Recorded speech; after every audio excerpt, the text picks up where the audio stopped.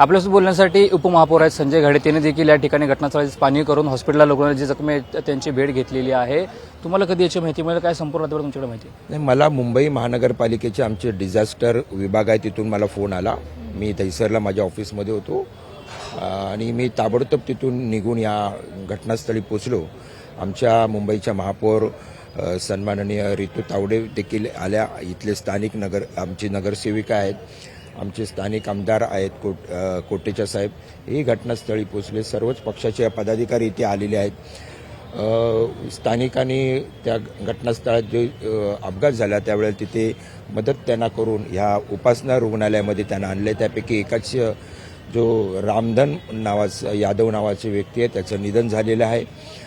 2 जण हे आयसीयूमध्ये आहेत, त्यांना गंभीर जखम झालेली आहे, लागलेलं आहे आणि एक महिला जी आहे तिला किरकोळ लागलं आहे, तिला आता थोड्या वेळातच डॉक्टर डिस्चार्ज देतील। मिहीर कोटेचांचं असं म्हणणं आहे की याबद्दल मी वारंवार तक्रारी केल्या, पत्र व्यवहार केला, मात्र कोणतीही कारवाई झालेली नाहीये या संदर्भातच।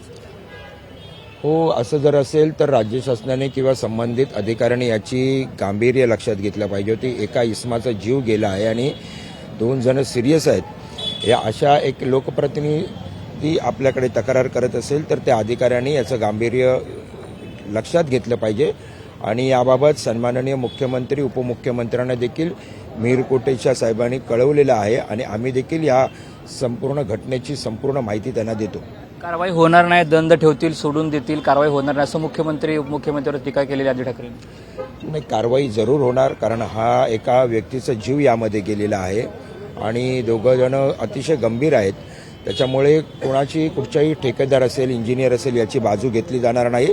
त्याच्यावरती कडक कारवाई राज्य शासनाच्या माध्यमातून होईल। तुम्ही उपमहापौर आहात, तर असं काही तुम्ही आदेश काढाल का किंवा असा काही संदेश काढाल का आता जे काय मेट्रो जाळ त्या संदर्भात आता तुम्ही ऑडिट करणार आहात का किंवा असा अपघात होऊ नये यासाठी काय उपाययोजना करणार आहात का, त्यांना काय भेट देणार आहात का? मुंबई महानगरपालिकेच्या माध्यमातून मी महापौर मॅडमनाही आमची चर्चा झाली, त्यांनाही विनंती करेन की आपण या मुंबई शहरातल्या मुंबईकरांचं जीविताची हानी होऊ नये किंवा त्यांना इजा पोचू नये त्यासाठी या मुंबई शहरामध्ये जिथे जिथे मेट्रोची कामं चालू आहेत तिथल्या अधिकाऱ्यांची एक बैठक घेऊन त्यांना याबाबत आपण ताकीद द्यावी, त्यांना सतर्क राहायला सांगावं, अशा प्रकारचा आम्ही देखील विचार करीत आहोत। कशा प्रकारे नुकसान भरपाई दिली जाणार, कारण का मृत्यू मदत कशा प्रकारे केली जाणार आहे? शासन आणि राज्याचे मुख्यमंत्री आणि उपमुख्यमंत्री एकनाथ शिंदे साहेब हे या पीडितांना जे जखमी झाले, जे मयत झाले त्यांना योग्य ते मदत करतीलच।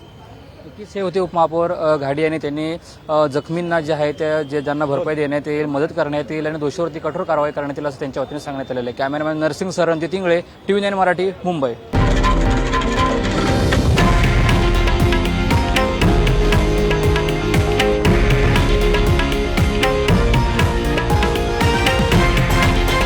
हे आहे देशातील नंबर 1 न्यूज नेटवर्क आणि आपण पाहत आहात TV9 मराठी, एकमेव।